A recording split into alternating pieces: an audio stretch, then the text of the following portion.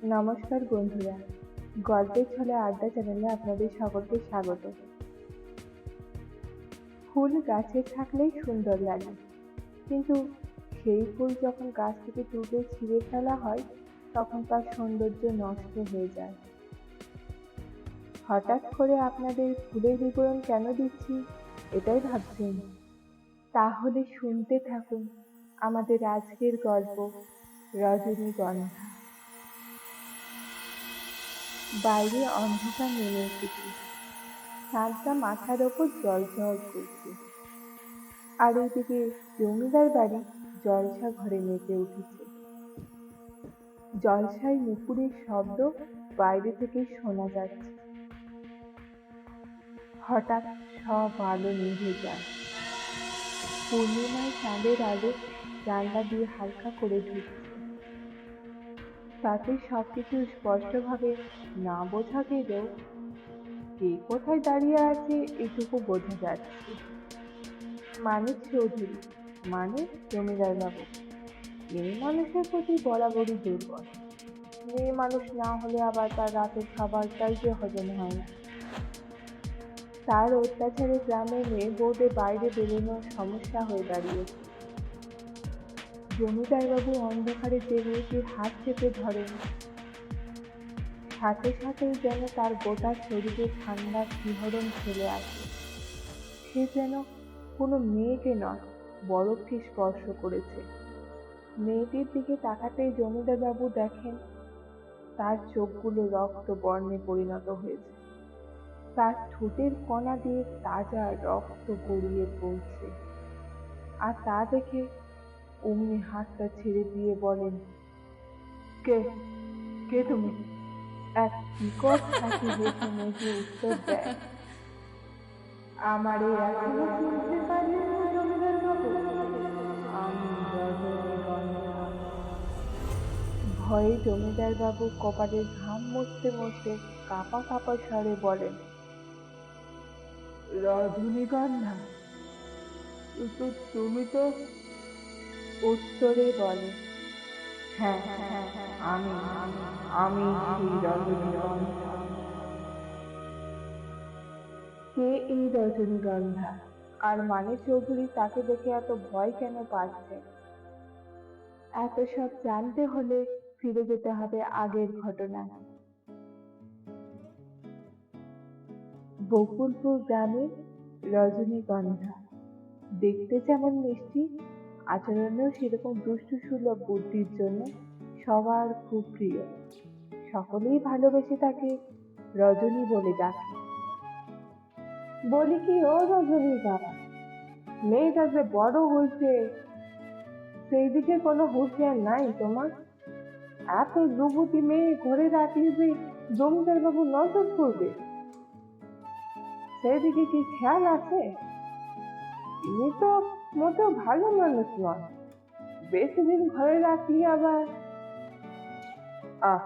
রজনীর মা, চুপ করো তো। ভাবনাটা যে আমার হস্তি নেই এমনটা নয়, কিন্তু ভালো ছেলে খোঁজ তো পেতে হবে। ওসব আমি জানি না, মেয়েদের আমি বেশি ঘরে রাখবো না, এই আমি বলে দিলাম। আমি পুকুরে জল আনতে চললুম, মেয়ে যেন ঘর থেকে না বের হয়, সেদিক পানে একটু নজর রেখো। এই বলে কমলি পুকুরে জল আনতে যায়। পুকুর ঘাটে গিয়ে পারুল বলে ও কমলি, কিছু শোনে তো না? কি শুনবো গো দিদি? আরে শোনি, বিশ্ব মেয়েটাকে যে কিছুদিন ধরে খুঁজে পাওয়া যাচ্ছে না। কি বলছো গো দিদি? এই খবর শুনে কমলির বুকের ভেতরটা ধড়াস করে ওঠে। কমলি বলে, ঠাকুর, মেয়েটা যেন সুস্থভাবে বাড়ি ফিরে আসে। সেটা তো আমিও চাইছি গো কমলি, কিন্তু প্রেমটা সবার একটাই জায়গা, জমিদার বাবু। তেনার নজর যার উপর পড়ে তার আবার রক্ষে হয় না। কিন্তু গরিব গ্রামবাসী তার বিরুদ্ধে যাওয়ার ক্ষমতা নেই। বাধ্য হয়েই এক প্রকার তার অত্যাচার সবাইকে মেনে নিতে হয়। কেউ তার বিরুদ্ধচারণ করলে তাকে গুরুতর শাস্তি দেওয়া হয়। যে কমলি পুকুর ঘাট থেকে জল এনে ডাক দিল, রজনী, রজনী।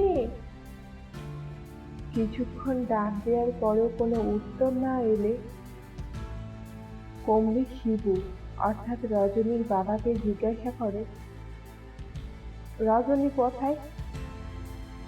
শিবু উত্তরে জানায়, ঘরের ভেতরেই আছে মনে হয়। কমলি মাথায় হাত দিয়ে দাওয়ার ওপর বসে বলল, হ্যাঁ ভগবান, আমি কার ভরসা মেয়েটাকে ছাইড়া গেছি। মেয়ে যে ঘরে আছে কি নাই সেটাই জানে না। বলে কি এরকম ব্যাগখালি থাকলে মেয়েটা কোনোদিন কিছু একটা হয়ে যেতে পারে। একেই তো পুকুর পাড়ে শুনলুম বিষ্টুর মেয়েটার নাকি খুঁজে পাওয়া যাচ্ছে না। ওর খবর শুনে এখনো আমার বুকের ব্যথাটা আনসান করছে। আর তার মধ্যে আবার রজনীও বাড়িতে নাই। এবার যাও দেখি মেয়েটা কোথায় আছে সেই খোঁজটা নিয়ে আসো। শিবু উত্তরে বলে, আচ্ছা আচ্ছা, আমি যাচ্ছি। তাড়াতাড়ি যাও, না জানি মেয়েটা এখন কোথায় আছে। এই মেয়েটা দেখছি দুদণ্ড শান্তিতে থাকতে দেবেনি। এদিকে রজনী আম গাছে আম পাড়তে ব্যস্ত তার বান্ধবী শ্যামলীর সাথে। রজনী বলে, এই গাছের আমগুলো বড্ড টক। শুনেছি জমিদার গাছের আমগুলো নাকি খুব মিষ্টি খেতে। যাবি নাকি জমিদার বাড়ির বাগানে? উত্তরে শ্যামলী বলে, না বাবা, মা তো জমিদার বাড়ির ধারে পাশেই যেতে বারণ করেছে। বলেছে ওটা নাকি জমের দোয়া, কেউ গেলে আর ফেরত আসে না। রজনী মুচকি হেসে বলে, এত ভয় পাচ্ছিস কেন? আমরা তো বাগানের পিছন হয়ে ঢুকবো, কেউ দেখতে পেলে তবে না আমাদের ধরবে। না না, তুই যা, আমার খুব ভয় করছে। তবে ওখানে কোনো আম পেলে সে ভাগ কিন্তু আমি তোকে দেব না। আমার ভাগ চাই না, আমি বাড়ি চললুম। এই বলে শ্যামলী রওনা দেয় বাড়ির উদ্দেশ্যে। ওইদিকে শিবু সবাইকে জিজ্ঞেস করার পরও মেয়ের সন্ধান কোথাও পাচ্ছিল না। তার মনে ভয়ের মেঘ জমতে শুরু হয়। ভয়ে কপালের ঘাম মুছতে মুছতে বিড়বিড় করে বলে, মেয়েটা মাঝে মধ্যে এমন কাণ্ডে করে না, কোথায় যে গেল। দূরে শ্যামলীকে দেখতে পেয়ে শিবু একটু হাঁপ ছেড়ে বলে, ওই যে শ্যামলীকে দেখতে পাওয়া যাচ্ছে, তার মানে রজনীও ধারে কাছে কোথাও আছে। শিবু তাড়াতাড়ি শ্যামলীর কাছে গিয়ে জিজ্ঞাসা করে, শ্যামলী, রজনী কোথায় রে? উত্তরে একটু আমতা আমতা সুরে বলে, না, মানে মানে মানে কি করতেছিস? রজনী কোথায়? মানে রজনী জমিদার বাবুর বাগানে আম পাড়তে গেছে। এই কথা শোনার পর শিবুর বুকের ভেতরটা কেঁপে ওঠে। সে মনে মনে বলে, এবার আমি মেয়েটারে কি করে বাঁচাইনি। শিবু সাত পাঁচ না ভেবে তাড়াতাড়ি জমিদার বাড়ির উদ্দেশ্যে হাঁটা শুরু করে। এইদিকে রজনী আম পাড়তে গিয়ে ডাল ধুয়ে দুর্ভাগ্যক্রমে জমিদার বাবুর দারোয়ানদের হাতে ধরা পড়ে যায়। ওরা রজনীকে জমিদার বাবুর কাছে নিয়ে গিয়ে বলে, কর্তা বাবু, এই মেয়ে গাছের আম চুরি করছে।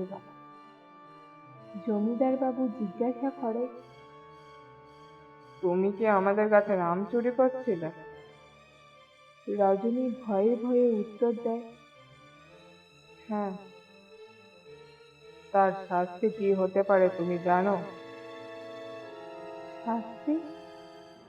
কটা আম পাড়ার জন্য শাস্তি? শাস্তিটা শুধু আমের জন্য নয়, আমার গাছের আম পাড়ার জন্য শাস্তি। তারই মধ্যে শিবু সেখানে পৌঁছায়। শিবু জমিদার বাবুর পা ধরে বলে, মাফ করে দেন কর্তাবাবু, ছেলে মানুষ, আর এমনটা হবে না। অন্যায় যখন করেছে তার শাস্তি ওকে ভোগ করতেই হবে। কি শাস্তি কর্তাবাবু? আরে এত ভয় পাওয়ার দরকার নেই। ও যে কটা আমার কাছ থেকে আম চুরি করেছে ততদিন ও আমার কাছে দাসী হয়ে থাকে, তারপর ওকে নিজের বাড়ি পাঠিয়ে দেব। এই সামান্য ভুলের জন্য এত বড় শাস্তি দেবেননি কর্তাবাবু। তারপর জমিদার বাবু নিজের লেঠেলদের উদ্দেশ্য করে বলেন, যা, এই শিবুকে বাইরের দরজা অব্দি এগিয়ে দিয়ে আয়। ছাড়িয়ে দেন কর্তাবাবু, আমি আমার মেয়ে হয়ে আপনার কাছে ক্ষমা চাইছি। আমার মেয়ে আর কোনোদিন আপনার বাগানে চুরি করবে না। বললামই তো, আমার আমের দাম শোধ হয়ে গেলেই ছেড়ে দেব।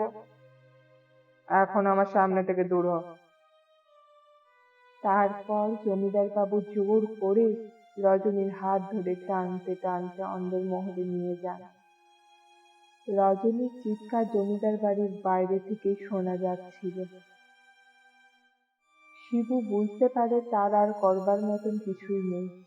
জমিদার বাবুর নজর যে তার মেয়ের ওপর পড়েছে, তাই বাধ্য হয়ে তাকে বাড়ি ফিরে যেতে হয়।